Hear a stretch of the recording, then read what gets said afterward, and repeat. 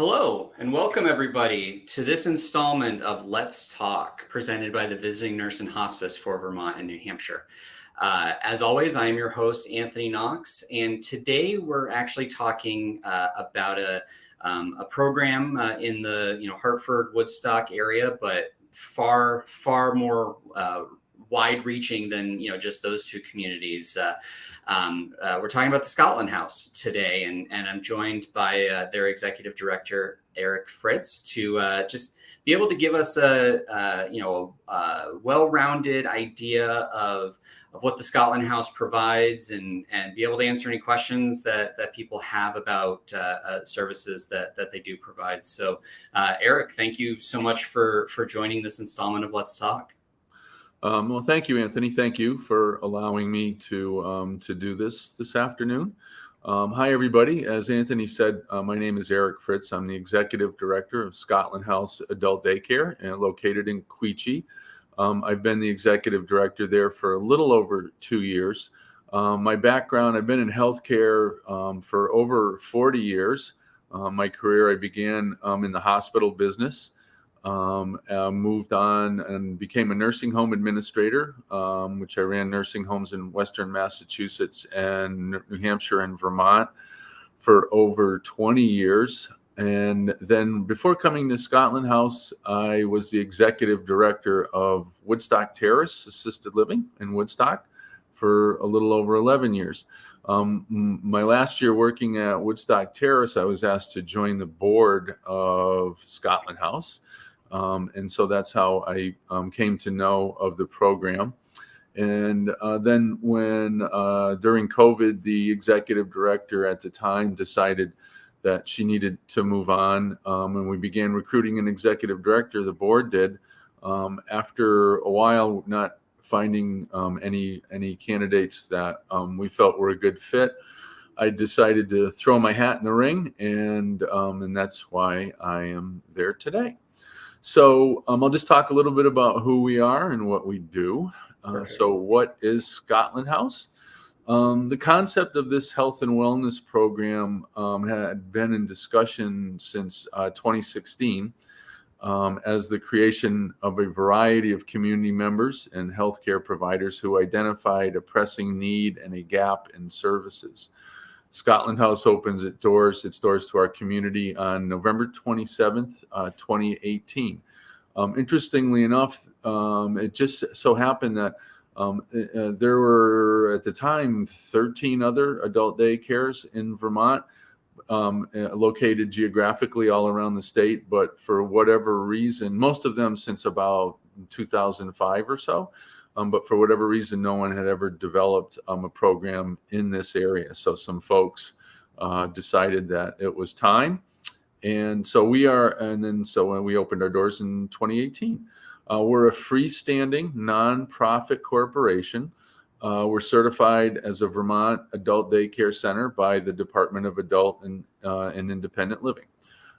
We strive to keep our participants active, both in the community and in their day-to-day life through wellness programs, social interactions, and purposeful activities. The program has been designed to bridge the gap between complete independence and long-term care for older adults. And I'll say we actually serve anyone who is 18 or older. So mostly our participants are in their 60s, 70s, and 80s, but so occasionally we do serve younger people. We've had a young man who's in the head injury program, and we also serve folks with developmental disabilities as well. So not only the elderly do we serve at Scotland House. I'll just go over our mission statement, which is to care for vulnerable, valued clients and to provide support by helping them maintain a viable presence within their community and, most importantly, with their loved ones. Also, we support each caregiver of those in the program by providing respite, relief, and an enhanced relationship with the person whom they care for. Woodstock Area Adult Day Services, which is our official name, subscribes to these three goals: high-quality healthcare, high client and caregiver satisfaction, and reduced healthcare costs. We're actually very preventive in nature. We can keep people out of hospital, emergency rooms, and things like that. So our location, our facility, we are located at 8826 Woodstock Road in Quechee. We're about halfway between White River Junction and Woodstock, right on Route 4. Our building is a renovated barn. And before it was Scotland House, it served as a retail store for many, many years. And some of you may remember it. It was called Scotland by the Yard. We added additional windows, and the building is a warm and sunny place. If you're ever in the area, please stop by. It's really a lovely facility. Of course, we are handicap accessible and meet all Americans with Disabilities Act requirements. Please. I'm sorry. Go ahead.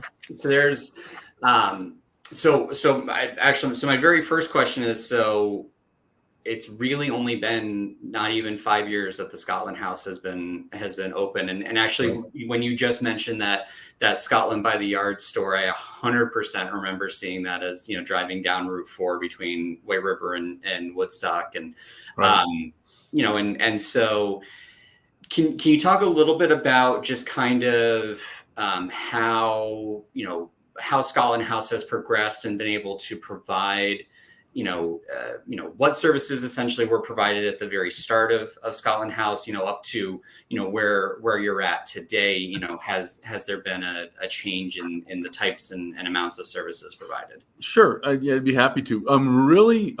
There hasn't been that much change in the services that we provide. As an adult daycare, we're required by regulation to do certain things. We are a medical model. So we do on-site nursing services, medication management. We can dispense meds, nutrition support, and a hot, delicious meal for lunch every day. We can do chronic disease management. So like for folks that have diabetes and things like that, we can monitor them to make sure they're okay. We can also take care of some acute medical issues. We can do things like wound care, insulin injections, things like that. We do personal care assistance. We can help people in the bathroom with toileting, showering. We do foot care, nail care, those kinds of things. We have a lot of exercise and physical activities that we provide to our participants. And of course, therapeutic and meaningful activities of all kinds: art, music, games,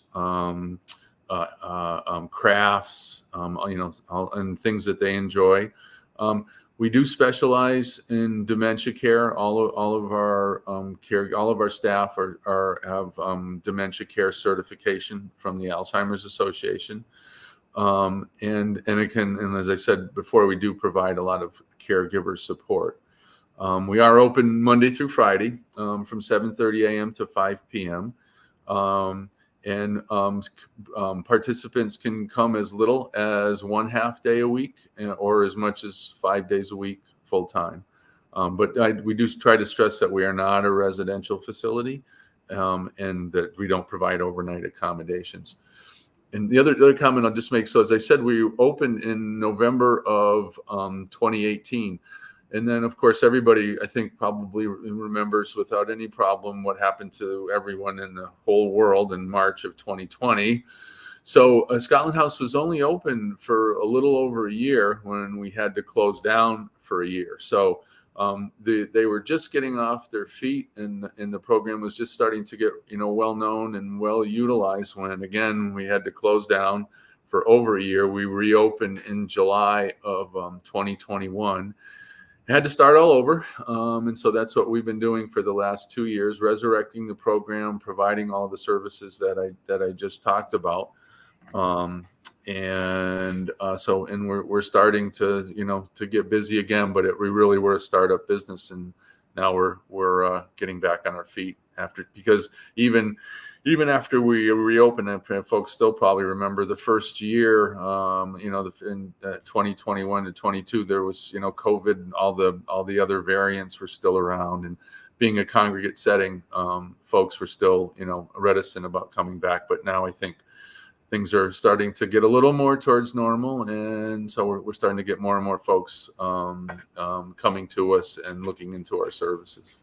That's awesome. Yeah, I mean, I know, my grandfather utilized the adult day services down in Springfield, Mhm. during the last few years of his life, and these types of supports are second to none when it comes to individuals, especially to be able to, the caregivers to be able to have a break during the day and not have, you know, potentially just no stimuli, anything like that for an individual. But Right.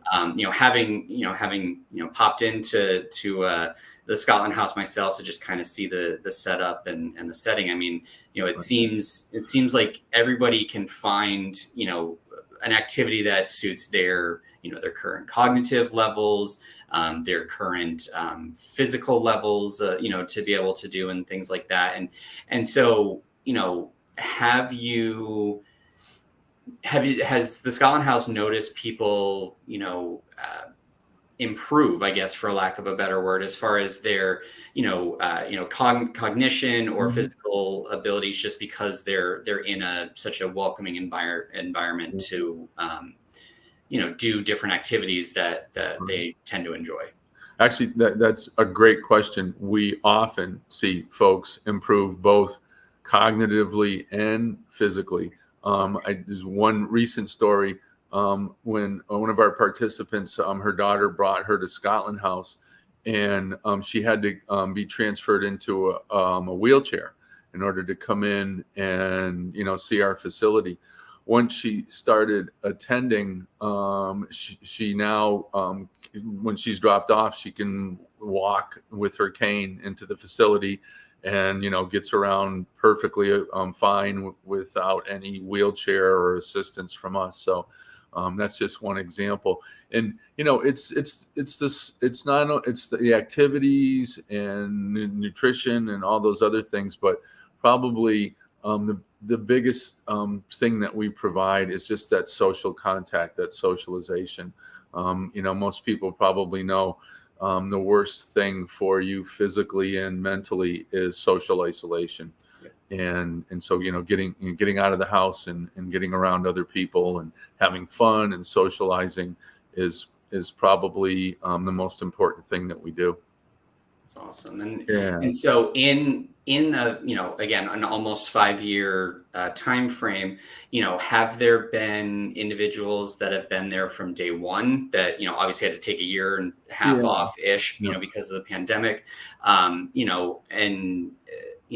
just kind of, whether it's, single individuals or, Mhm. couples or, things like that. I mean, kind of, what Yeah. tends to be longevity of individuals and frequency in which they're coming to the Right. Scotland House. There is no one. We did have a couple people that did return from the one over a year, whatever it was, 15-month hiatus, and that are still with us. I'm not sure if they were originals back in 2018, but they were there in 2020 and did return to us. Um, of course, we are dealing with an elderly and vulnerable population. So, in terms of length of stay, it can vary. But almost everyone that has joined us in 2021 is still with us. There's one or two folks that unfortunately did decline and ended up having to go to the hospital and then in long-term care. But most of the folks that came to us are still with us, and now it's been over almost 2 years. And so and again, it's because we are so preventive in nature. We are able to keep people healthy through the not only the medical oversight but the socialization and recreational activities and nutrition services. That's awesome. Yeah, and so talk a little bit about just I know you kind of I don't use the term breezed over, the different types of services that you guys provide and things like that. But I think in particular, I mean, obviously the medical side of things is amazing, and being able to know that, if somebody's coming to the Scotland House, they, can still get their medical needs, being met, and ensuring that, blood sugar levels are good, or, that, they're not, not potentially going to, you guys are going to be keeping an eye on them to ensure that they're not going to fall, or, and things like that. But talk a little bit more about just some of the actual activities that you guys do on a weekly basis. I mean, I know you mentioned the music program. I know that, there's some dancing stuff that happens there, just, kind of talk about the different activities that people, may be able to expect when they're coming up to the Scotland House. Sure. So, I'll start this conversation off with the first thing, and this is not only with our recreational activities, but with everything, is what we call it person-centered programming. So before they even start at Scotland House, we get their full medical record from their attending physician, and also their life history, from their families. So we have a pretty good idea of not only what their medical needs are, but who they were, what they did, what they enjoyed doing, and so we specifically tailor the plan for them around what they enjoy. So we do have individualized activities that they're, that they do, that are things that they like to do. But then of course we also have group activity, a group activity schedule every day. So if folks want to, they can join in and do things together. But it's a variety. As I said, we do exercise groups, things like chair massage, current events, music, horticulture programs, a lot. As I said, a lot of music is really important. Discussion groups, art is very popular. We have pet therapy. We have two different individuals that bring their therapy dogs in, and that's extremely popular. But as I said, not only the people that need to do things in groups, but also as individuals. I think what else? We actually occasionally we will take folks out. We'll bring them into town. We could bring folks over to the Quechee Gorge for ice cream treats and things like that. So that's just some of the things that we provide to our participants. And are there specific days that these are happening, or do you guys kind of, based on who's there that day, may determine as far as, we're going to do music every day, or, we're going to do, this or that, Monday, Wednesday, Friday, or, something like that. Well, as I said, we have a schedule, but it is very flexible. And so if whatever we have on the schedule, just people aren't into on that day, we have a variety, a list of things that we can provide for them. So it definitely it can vary from day to day and who's in there and that type of thing. But it is scheduled, and especially like I say, the pet therapy and when we bring in outside entertainers, they're obviously scheduled. Right. But for the most, we're very flexible and can can really roll with the punches and whatever we need to. And just listening to what the participants want, what they're enjoying, and trying to provide it for them. Nice. So you mentioned something that I don't necessarily think that I was totally aware of, around the fact that the Scotland House is not just specifically for individuals who are elderly. Mm-hmm. Obviously, everybody's trained to be able to provide that dementia support, which I know is so vital, especially in adult day settings. Right.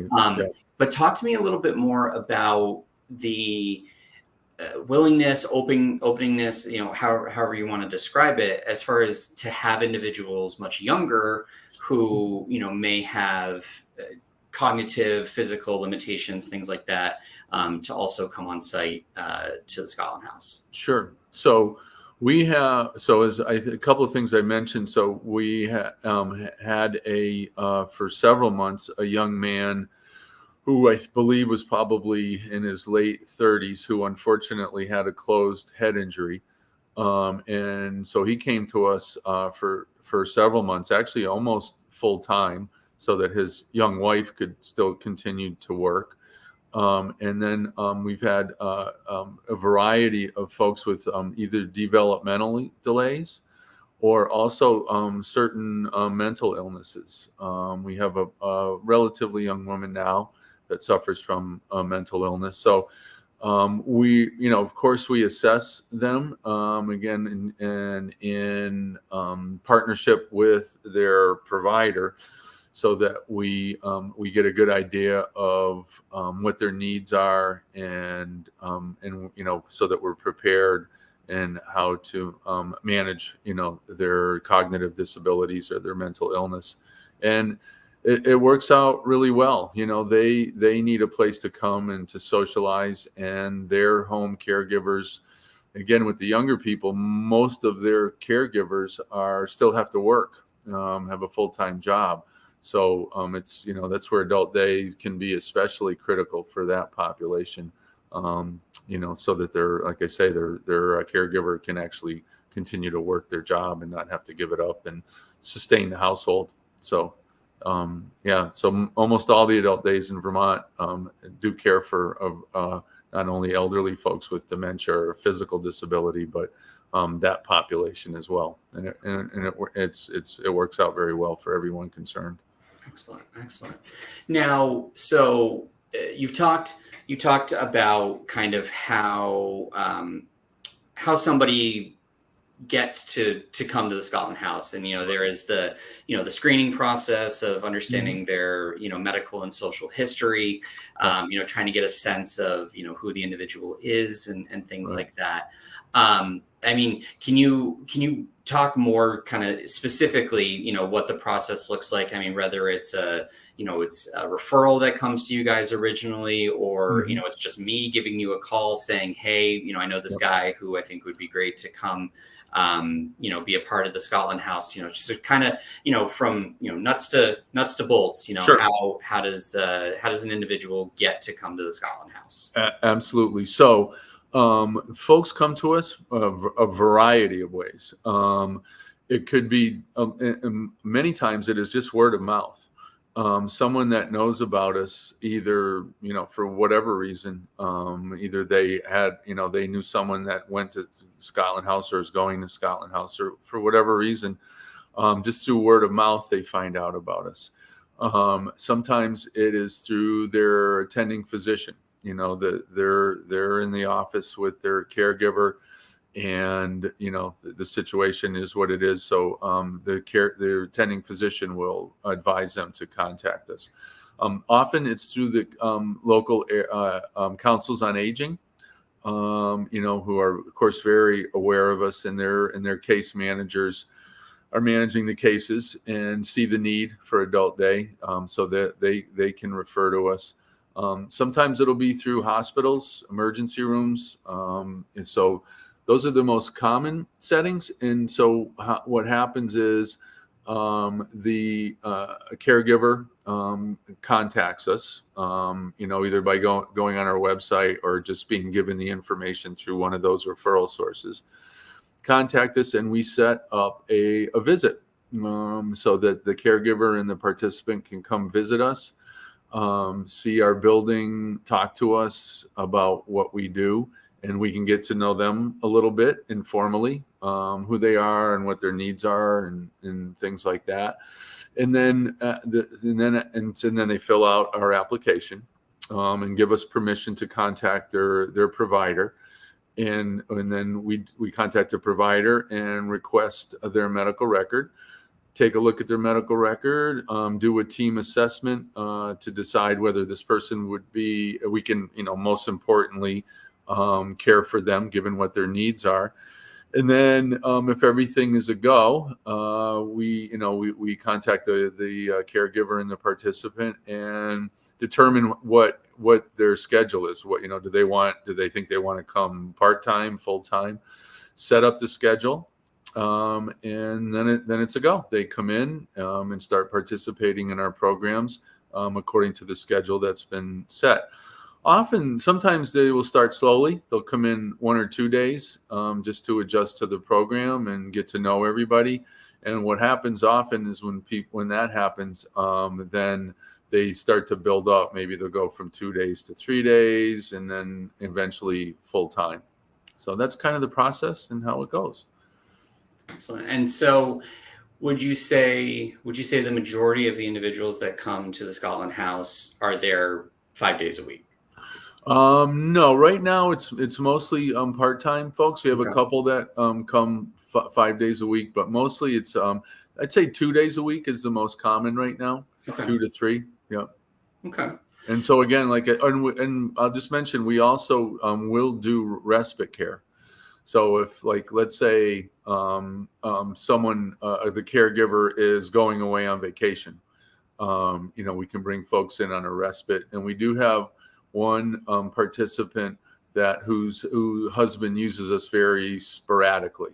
So we can do that as well. It doesn't have to be a set schedule. We do try to set the schedules a month ahead of time. So we do ask folks to do that.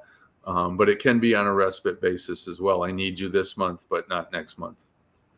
And so, from my, my terminology of respite, it's a combination of needing, the break during the day to be able to, do, whatever activities you need to. But then the other piece of it is the overnight and the support, for individuals overnight. And I know you had mentioned that you guys aren't a residential setting to be able to do that. So do you guys work with, maybe someone who's staying, with that individual, or that individual staying at somebody else's house, and kind of coordinate that respite care all together, a month in advance, or kind of how does that all work? Yeah, it pretty much is a month by month. And when they come to us, they already have caregiver support set in place. So so before they start an adult day, that's pretty much a 24/7 caregiver plan. And so that's where, we come in, where that it doesn't have to be 24/7 anymore. Mm-hmm. They get that break during the day for whatever they need to do. And again, it could be anywhere from 1 day a week to 5 days a week that now they don't have to have that in-home caregiving plan in place. Gotcha. Okay. Now, so it seems for the most part that, people are gonna qualify and be able to attend, the Scotland House or, mm-hmm. Adult day programs. Mm-hmm. But what would be some situations that unfortunately, you and your staff would not be able to accommodate somebody coming to the Scotland House? Sure. It's pretty rare. Basically, they have to be able to be just a one-person assist in the bathroom, either for shower or toileting. But other than that, so they have to be able to help themselves a little bit on and off the toilet or in the showers. But other than that, that's about it. I mean, folks can be in a wheelchair, and also they need to be as independent with feeding themselves. We do not assist with feeding. So as long as they can, at least help themselves on and off the toilet or in the shower, but at least with, one person assisting them, and eat independently, almost anyone else can qualify. They really are, our population is, again, they're home with 24/7 care. So without adult daycare, the chances are very good that they, or if they didn't have 24/7 caregiving, that they would be in some type of a long-term care setting, either a nursing home or an assisted living. It really is that population that we're serving. And again, that's what we do. We'll allow them to be able to stay in their homes. Excellent. Yeah. And in their community, which is so important. They're not isolated. just kind of, and this is a little bit of an aside, but unfortunately right now, Vermont has two large geographic service gaps. Two facilities that closed from before, as COVID hit, and it's the Barre Montpelier area and the Rutland area. And I was in contact, a woman I was in contact with who lives in Barre, and her husband attended the Barre program. And unfortunately, because it didn't reopen, he needed to go to an assisted living in Hartford, in White River Junction. And she just said the saddest thing about it was, when he was up in Barre, he still had contact with all of his friends and family. And he was a big part of the Barre community. I forget what he did, but, he was very involved in the Barre community and was very well known. And now he's all the way down in White River Junction, and has very much lost touch with his community. And so that staying in your community and being able to stay in your community and not have to be relocated, far away to a long-term care facility is just so important. And so that's again a big thing that Adult Days are able to do, because unfortunate, and other than those two physical locations, we really are, there's 11 of us all together, and we really do serve most every geographic area in Vermont. So we're able to keep people in their communities. So important. So that actually leads me to my next question, as far as, what is kind of the radius of towns that Sure. you and the Scotland House in particular would probably be the quote unquote closest all day. Yeah. We're so what we say is we serve northern Windsor County and southern Orange County. And frankly, we can serve Rutland County. Transportation, of course, can be an issue there, but that's how far west, our theoretically our geographic areas. But we also we're not just a Vermont provider. We also give services to people in New Hampshire, Grafton and Sullivan County, towns like Hanover, Enfield, Lebanon, Cornish. We've had folks come from those towns as well. So we serve both sides of the river, but certainly Hartford, Woodstock, Norwich, Bridgewater, Pomfret, Reading, Barnard, all the way out to Killington, as far north as Bethel. We even had some folks come down from Randolph. So we do, and as far south as usually as far south as Windsor, maybe a Scutney, but because there's a facility down in Springfield, they kind of take the southern part of Windsor County. But yeah, we serve a very large geographic area for sure. Yeah, and I mean, obviously, I know as things are starting to progress and COVID restrictions are being lifted, and more people are feeling comfortable enough to be out in these kind of social settings and things like that. Right. Is there essentially, what is the cap of people that you guys could serve at the Scotland House? Sure. So we're open 7:30 to 5, and what our goal is to during that 9 hours of service, we would like to have 15 participants at any given time. So depending on once you start factoring in whether folks are full-time or part-time, I mean, our total participant population could be anywhere from 45 to 50 individuals. Yeah. But at any given time, we are, due to physical constraints of the space, about 15 at any given time. And right now we're averaging probably about half that. So we still do have a lot of room to grow, and are hoping to do so as quickly as possible. Yeah. I mean, we're only technically a few months past all the restrictions being lifted, and and especially in the warmer months, I mean, people, there may be some other options. I got a feeling you guys are going to really start picking up in the fall and winter in particular. Yeah, that's what we're feeling too, and really hoping that's going to be the case. Yeah. And so from, what's the best way for people to reach out to connect with the Scotland House, Mhm. to either, get more specific information based on, their current, Mhm.